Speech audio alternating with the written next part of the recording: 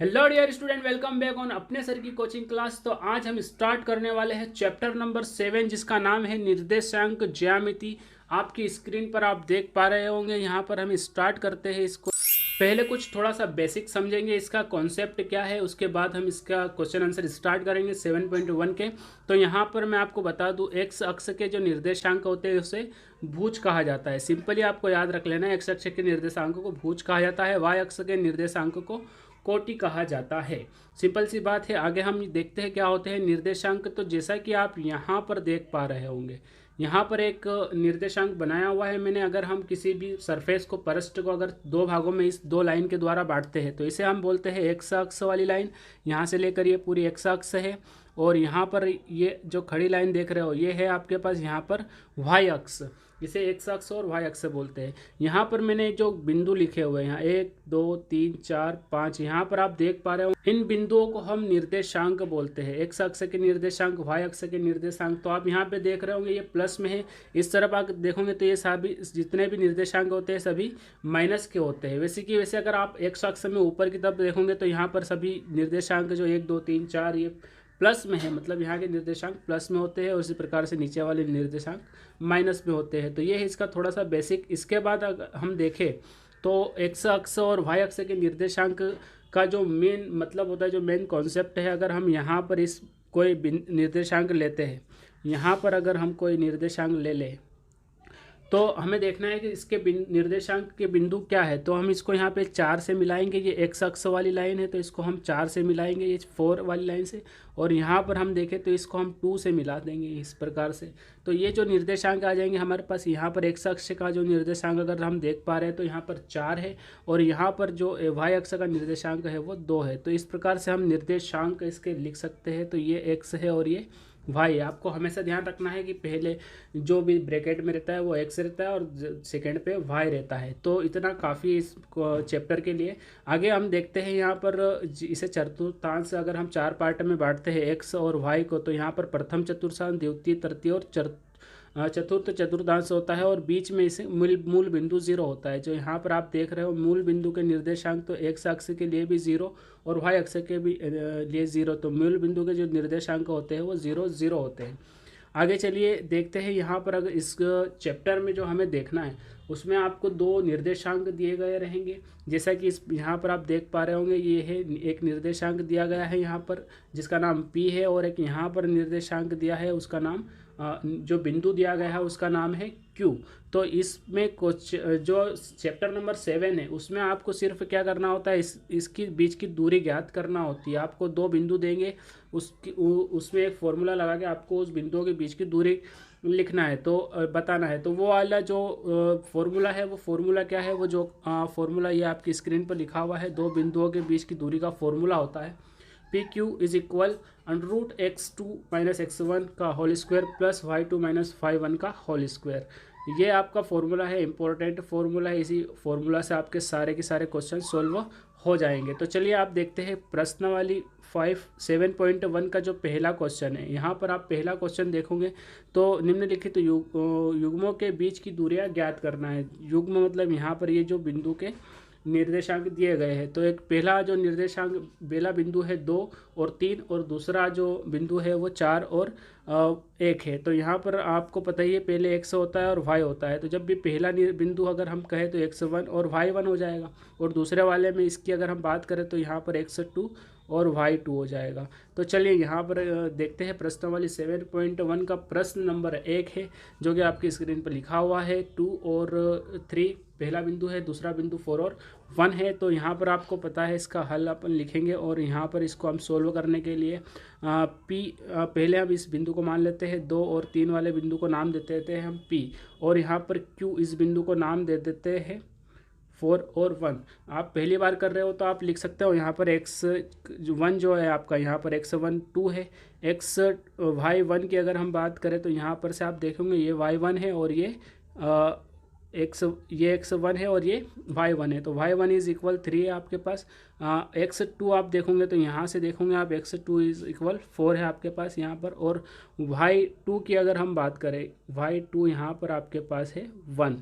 तो इस प्रकार से आप पहले बार कर रहे हो तो इससे लिखना, अगर आप आगे चाहो तो इसमें ये नहीं भी लिख सकते हो। तो दूरी का सूत्र है पी क्यू बराबर अंडर रूट आप लिखोगे x2 माइनस x1, ये सूत्र आपको याद कर लेना है, x2 माइनस x1 का whole square plus y2 minus y1 का होल स्क्वायर।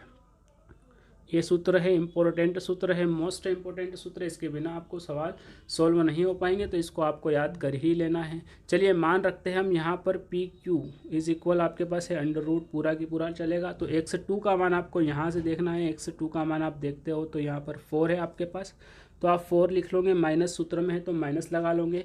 x1 आपके पास यहाँ पर x1 का मान देखोगे आप यहाँ से तो 2 आपके पास, x2 का मान x1 का मान 2 है तो आप इसको लिख लोगे और इसका होल स्क्वायर लगा दोगे प्लस इस अंडर रूट को पूरा की पूरा चलने देना है। y2 आपके पास यहाँ पर आपको देखना है y2 1 है तो आप यहाँ पर y2 इज इक्वल 1 लिख दोगे, माइनस सूत्र में है तो माइनस लगाओगे। y1 का मान देखोगे आप यहाँ पर 3 है तो आप यहाँ पर 3 लिख लोगे, इसका होल स्क्वायर लगा दोगे और इसको आप सोल्व करना है। तो इसको सोल्व करने के लिए आपको क्या 4 में से 2 घटाना है, तो आप 4 में से 2 इजीली घटा दोगे तो 2 आ जाएगा यहाँ पे और इस पूरे का होल स्क्वायर आ जाएगा। तो हेल उसको ब्रैकेट लगा के स्क्वायर लगा देंगे, प्लस आप यहाँ पर देखोगे 1 माइनस 3 करते हो आपके पास तो -2 आता है और इसका पी स्क्वायर लगा दोगे। तो आपको पता है जब भी कोई संख्या के ऊपर वर्ग लगा हुआ था तो उससे 2 बार लिखा जाता है गुणा में। अगर हम बात करें -2 का वर्ग की तो बराबर 2 गुणित -2, इस तरीके से इसे लिखते हैं, जिसे अगर हम प्लस और प्लस से माइनस माइनस प्लस हो जाएगा तो यहाँ पर आपके पास आ जाएगा। तो यहाँ पर हम इसे सोल्व करेंगे, तो चलिए करते हैं इसको सोल्व। यहाँ पर देख लेते हैं इज इक्वल में आपके पास यहाँ पर अंडर रूट है तो अंडर रूट लगा लोगे आप। 2 का स्क्वायर आपके पास यहाँ पर 4 होता है, 2 का स्क्वायर 4 होता है तो 4 लग लोगे, प्लस है आपके पास -2 और -2 का मल्टीप्लाई होता है तो यहाँ पर भी 4 आ जाएगा। तो इस प्रकार से आप यहाँ पर आपके पास अंडर रूट 4 + 4 आ गया है। तो अंडर रूट आप इसके पास यहाँ पर आपके पास अंडर रूट के अंदर 8 आ जाएगा। इस 8 को अंडर रूट से बाहर निकालने के लिए आप 8 का एलसीएम लोगे, इसे 2 से कट करोगे 4 टाइम, 2 से कट करोगे 2 टाइम, 2 को 2 से कट करोगे 1 टाइम। तो यहाँ पर हम इसको लिख सकते हैं अंडर रूट 2 × 2 × 2। तो यहाँ पर जब भी जोड़ा रहता है अंडर रूट के अंदर, जब भी जोड़ा रहता है तो वो बाहर निकल जाता है अंडर रूट के, तो 2 अंडर रूट 2 आ जाएगा। ये जोड़ा नहीं, ये सिंगल है 2 है तो ये अंडर रूट के अंदर ही रहेगा। तो ये आपका आंसर आ जाएगा। यहाँ मात्रक इकाई या सेंटीमीटर में, अगर आपको सेंटीमीटर दिया गया हो अगर सवाल में तो आप सेंटीमीटर लिखोगे, और अगर आपको मीटर दिया गया है तो आप यहाँ पर मीटर लिखोगे। फिलहाल आपको यहाँ कुछ नहीं दिया गया तो मात्रक या फिर आप इसको इकाई भी लिख सकते हो। तो इस प्रकार से ये आपका क्वेश्चन नंबर 1 सोल्व हो गया है। अब देखते हैं क्वेश्चन नंबर 2 को।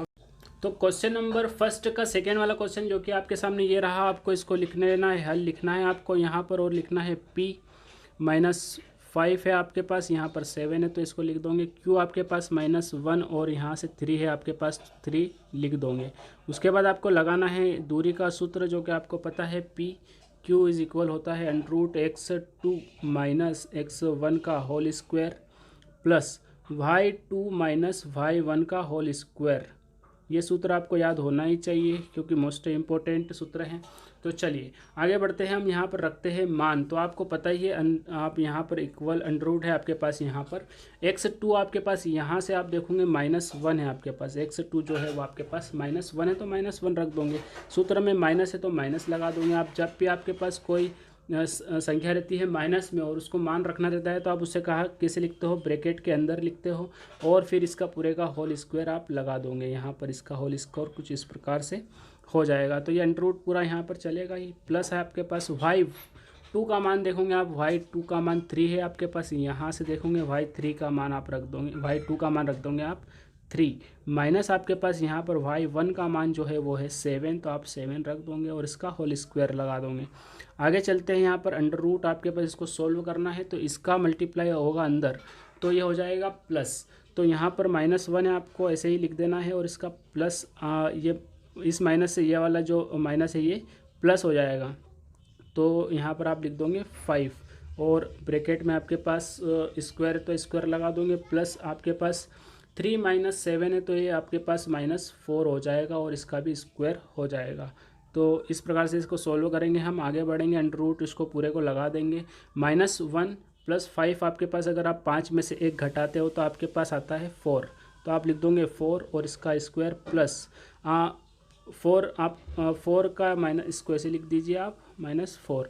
अब आपको पता ही है 4 का अगर हम वर्ग करेंगे तो 2 बार लिखेंगे, 4 गुणित 4, तो यहाँ पर 4 का वर्ग आपके पास 16 आ जाएगा, और प्लस में आपके पास -4 गुणित -4, तो माइनस माइनस प्लस हो जाएगा, तो वो भी आपके पास 16 आ जाएगा। तो इस प्रकार से आपके पास √32 आ जाएगा। इस 32 को आप बाहर निकालने के लिए क्या करोगे, एलसीएम लोगे। तो सबसे पहले आप इसको 4 से मल्टीप्लाई करोगे तो 4 की टेबल में 8 टाइम में ये आ जाएगा 32, 4 8 होता है 32, और 8 को अगर हम 4 से डिवाइड करते हैं तो 2 टाइम में चला जाएगा, और 2 1 टाइम में चला जाएगा। तो इसको आप किससे लिख सकते हो, अंडर में 4 × 2। तो यहाँ से इसका जोड़ा बन रहा है, 4 को बाहर निकाल देंगे और अंडर रूट यहाँ पर 2 रहेगा, ये सिंगल है इसलिए ये सिंगल रहेगा। तो इसको आप लिख सकते हो इकाई, और ये आपका आंसर रहेगा पूरा की पूरा आपके सामने, जो ये आप देख पा रहे हो ये आपका आंसर हो जाएगा। तो ये हो गया आपके पहला क्वेश्चन। और दूसरा क्वेश्चन भी आपको ऐसे ही सोल्व करना है। अगर आप सोल्व करके देखिए, अगर नहीं आता है तो आप इंस्टाग्राम पर हमें फॉलो कीजिए, वहाँ पर आपको सॉल्यूशन मिल जाएगा।